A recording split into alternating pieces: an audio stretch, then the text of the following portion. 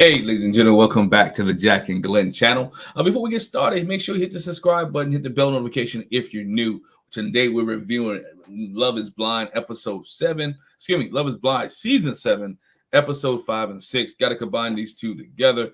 Um, yo, it, Enjoying the season so far. You guys, let me know what you think about the season so far. But let's get this bad boy started. We pick up where we left off in episode number 4. We pick up with Leo and Brittany, right?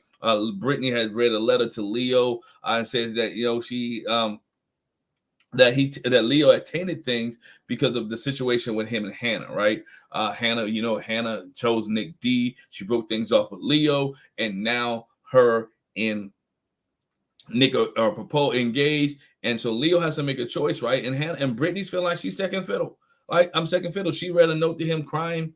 You thought she was gonna break up with him, that she was gonna break it off. But Leo, returns and sent a letter back to her. He wrote a letter back to Brittany, and he did a little bit of rhyme in here, right? He wrote something saying he found his queen from Baltimore. I laughed. Jack laughed because I'm like, yo, what part of Baltimore is she from? We looked at each other like the county, right? Anne Arundel County. She ain't from the city. Trust me, right? Trust me on that. I'd be surprised. But anyway, he wrote her the poem. He gets down on one knee and asks Brittany to marry him, and it's a surprise to them both. I'm surprised. I don't know if you're surprised. I really thought, based off her letter, she was going to say no, but she says yes. Like, she literally says yes to being engaged to him, right? All that she said, being second fiddle, being all this, right? She says yes, right? Leo's like, Eli says he's heads over heels over her. To his fiance, despite having never seen her, he loves her. And I'm sitting here like, dog, are you saying this because Hannah dumped you and Brittany was the only choice, and that you didn't want to leave the pods with nobody, right? You're lonely. You got a lot of money, but you're lonely. Money doesn't hug you at night, right? Money doesn't keep you warm. Money doesn't give you kisses. Money doesn't give you the other stuff neither. It can get you the other stuff, but it doesn't give you the other stuff, right? So I'm thinking like, this dude just doesn't want to leave, right? After they see each other, and you can tell that Brittany's a little turned off by what she sees, right? Brittany is not in tune to Leo at all. It's like she looks at him like, oh, okay, this is what you look like. Her feelings for what she heard and what she see is not what she likes. She can say what she wants. She doesn't like what she see, right? Leo talk about Brittany. Brittany makes me feel like I literally don't want to look at any other girl ever again. Every Victoria's Secret supermodel could walk into this room right now, and I would just be like, I don't care. Words, bruh, don't be stupid, because you're not blind, you're deaf nor dumb. If a supermodel walk in the room, your head gonna turn, eyes gonna look down, you probably look up and down, and you might go back to your Brittany, you might go back to your wife. Let's be honest, right?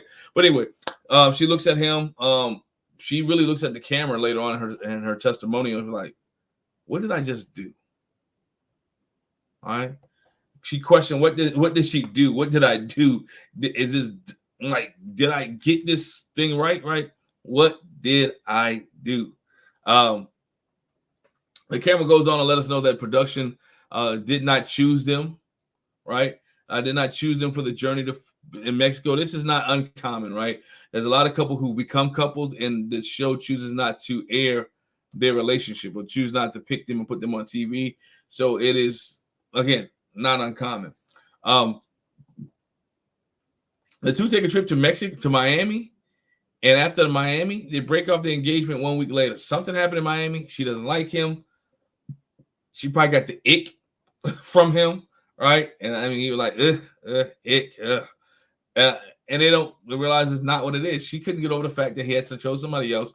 And I don't think his game was that strong, in my opinion. His game wasn't that strong. So when your game is that strong and she halfway likes you anyway, conversation may not be that good. And I'm sure he talked about all his money on the trip to Miami. And she's like, you know what? I don't want to deal with this at all. Right? Don't want to deal with this at all. But nonetheless, we move on to other couples. You let me know what you thought about Leo and Brittany and them breaking it off. Are you surprised they broke it off? Are you surprised that they didn't get to make it to Miami? And did you really want to see this anyway? I just wanted to see him interact with other guys, right? I wanted to see what he would do in the midst of Hannah and Nick D. That's why I wanted him to make it and go to Miami, just to see how he would interact with Hannah, right? That drama, that mess, where she actually gets to see, lay her eyes on Leo, right? Speaking of Hannah, when Hannah and Nick have their reveal, Nick is surprised to see that Hannah is taller than him in her heels, but he claims that he loves her, right? It doesn't matter if she's in her heels. And Hannah tells the camera that she does not think Nick was completely truthful about the way that he described himself, the way that he looked. She heard football player, she heard broad shoulders, and she didn't realize what a punter actually looks like, right? He's a punter. He can't be Pat McAfee, right? Who's swole as a punter, but he's a punter who played professional football. Watch football and look what punters look like. It's what it is. What punters are. He's a punter, right? He claimed that he had a medium build. Medium build for a football player. She knows that she feels bigger than him in her heels. Hey, again, people said in the pod, it didn't matter what they look like, right? It didn't care what you look like, didn't care. The love game was good. How can she be judgmental to Nick's height if he ain't want to be here to be judgmental to her weight and what her other insecurities were? Let's move on. You can't have it both ways. All right. So then we see Marissa and Ramsey take things to the next level. In the final pod date, Ramsey told Marissa that she feels truly, right? That he feels for her truly, right? That he wants her to be in his life, and he is ready to marry her. So he asks her to propose her.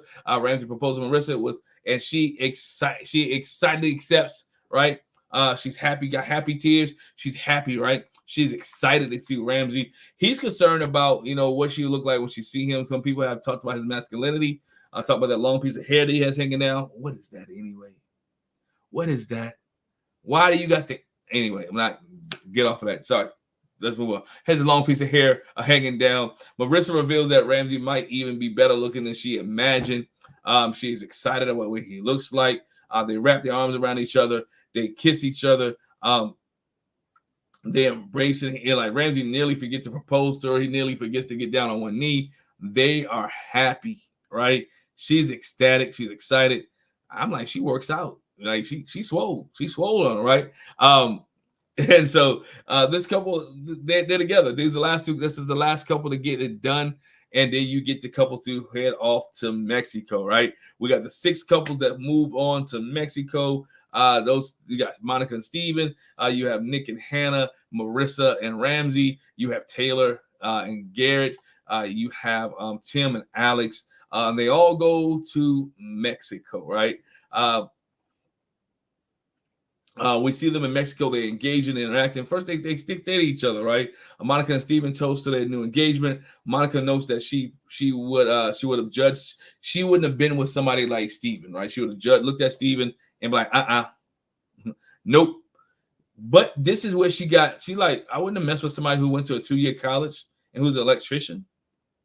Bougie. If the man treats you right, if he loves you right, doesn't matter what kind of college you went to. Doesn't matter what his profession is. Does love have a limit on professions? Does love have a limit on your job, right? This dude loves you. He cares for you. Doesn't matter what his job is. But now she feels he's perfect. He's her perfect partner. Garrett and Taylor have a date night on a beach, and they further bond with each other, how much they admire their mother, admire each other. She talks about her mother being from Hong Kong. They interact very well, right? Tim and Ashley discuss how they feel like the two of them belong together. Like they want to be with each other. They need each other. Tim and Ashley are my favorite right now, right? Ashley looks at Tim's tattoos and note that she wants her name added there. Like, first of all, I love my wife. We've been married for 23 years. I don't think I'm tattooing anybody's name on me. Each his own, right? Especially on this show, like, y'all don't even really know each other like that. Would you tattoo a girl that you love is blind until y'all get married and be married at least for 10 years? No tattoos, please. No tattoos, right? All right. Hannah knows that she's still adjusting to being with Nick, how he described himself in the pod. She's kind of adjusted to his height. She ultimately says she's physically attracted to him, but you lied. Bro, you're shorter than what I thought. You're shorter than as broad as they should be. yeah, you're a football player, but you ain't as big as what I thought, right? Um, and so she expresses how uncomfortable she is with Nick, chatting to another woman at the hotel while Hannah is, Nick's doing Nick things, right? Nick is, hey, look, Nick is Nick, right? Nick does what Nick does. Nick's a good guy. Nick is flirtatious, right? People interact with Nick. Nick's a people person. Nick is a people person. She still questions herself if she can trust him, right? She questions herself. Can she trust Nick? Only time will tell, right? Only time will tell. Weird thing from this episode is that Garrett uses tape put on his mouth. I never heard that before. All right. He used sleeping tape. Y'all let me know what that is. I'm not putting anything over my mouth to sleep. I'm a snorer. All right. I'm not. I'm not putting anything over my mouth to stop me from. No, can't do it. And they end up using Scotch tape. Thought it was funny. But we get to episode number 6, right? I told you I'd do 5 and 6. So 5, they get to Mexico. No big deal. Everybody hanging out. Now when we get to episode number 6, right? We get to episode 6, and 6 is like, oh my goodness, right? You find in 6 that the couples actually meet up with each other. Well, yeah, couples meet up with each other.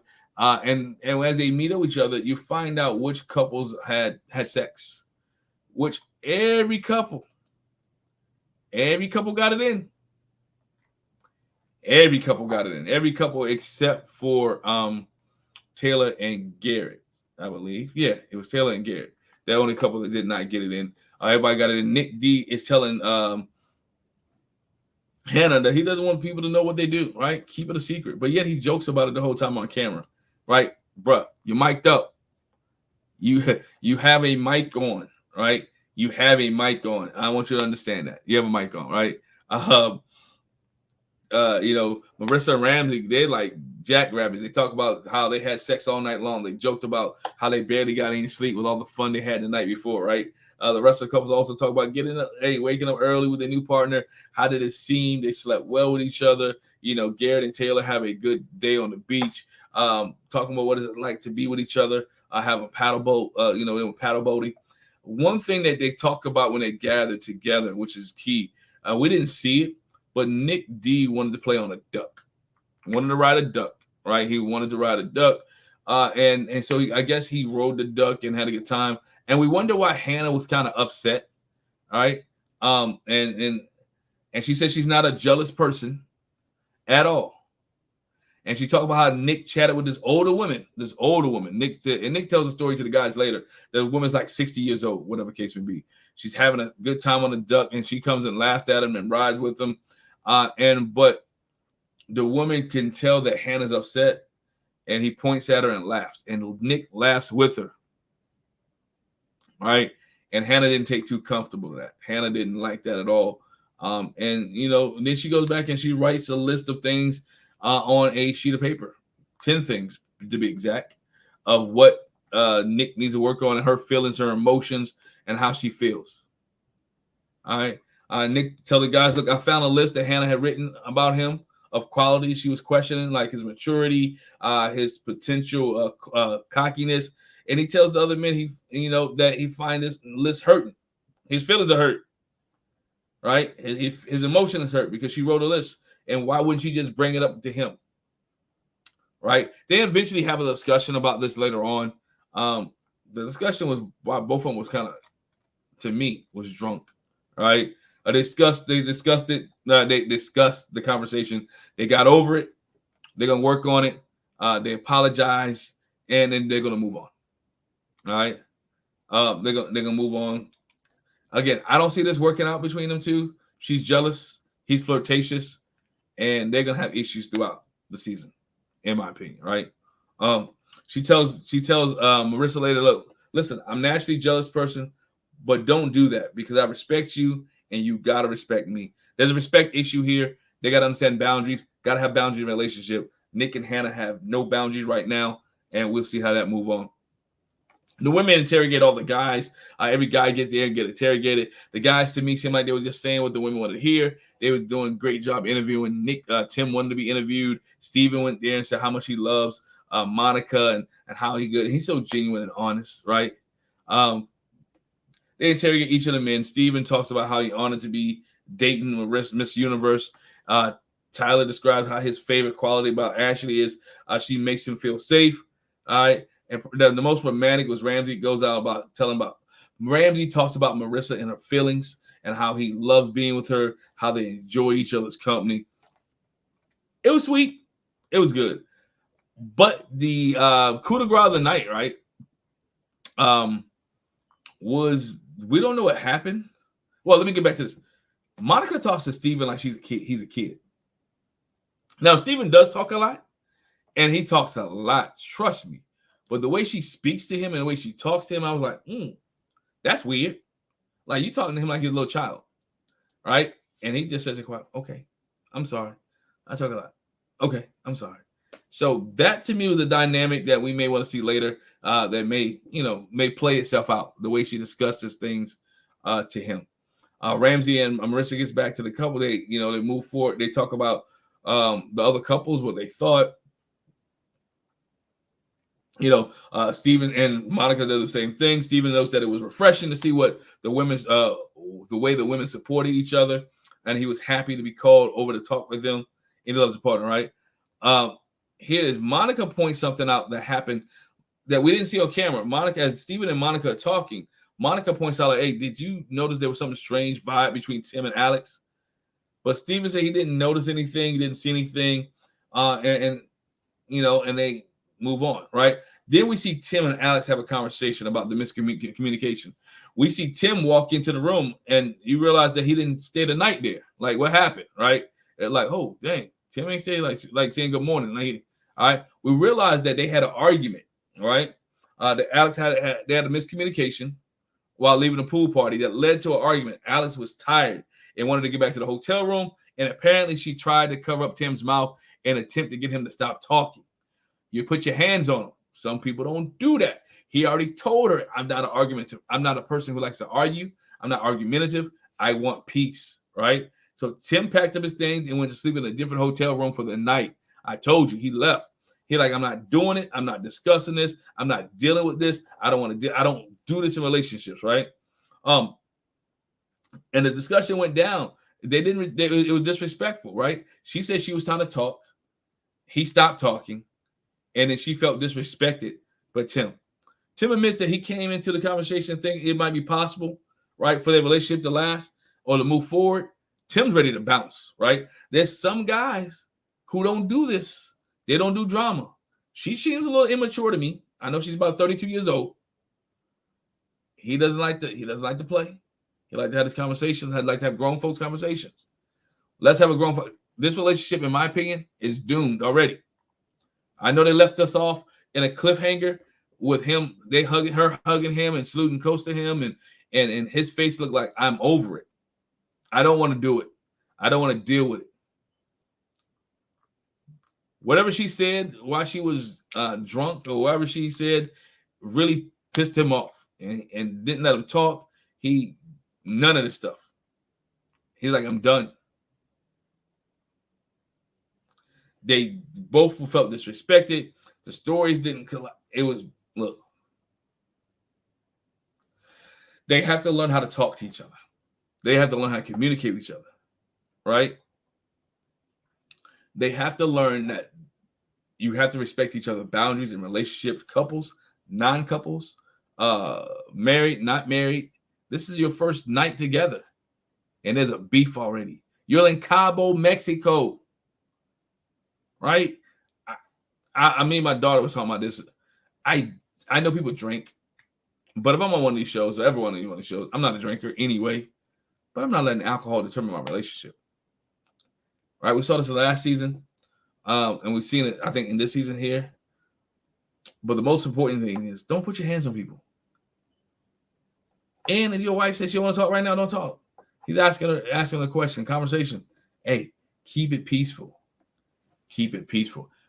Be interested to see how this picks up in episode number 7 with Tim and Alex. Tim's aggressive anyway, right? They're both dominant people. So when you get two dominant people together, somebody's going to have to compromise. Somebody's going to be like, you know what? I'm bigger than this. Only time will tell. Hey, that's episode 5 and 6 in a nutshell. Let me know what your thoughts are. Is Tim and Alex gonna make it? Your thoughts about Brittany and Leo not being invited to Mexico and then breaking up on the relationship. Stephanie talking to Steven, Monica talking to Steven like a child. Let me know about that. Hannah and Nick's situation, her being jealous, right? Give me your thoughts on that. And Marissa and Ramsey, like, can't keep their hands off each other. Give me your thoughts on episode 5 and 6. Hitting the subscribe button, hit the bell notification, and let me know what you think. We'll be back with episode number 7. Hey, guess what? Hopefully Jack will be with me on episode number 7, right? And we can review this thing together. But nonetheless, hit the subscribe button, hit the bell notification. We appreciate you. Thank you very much, and peace.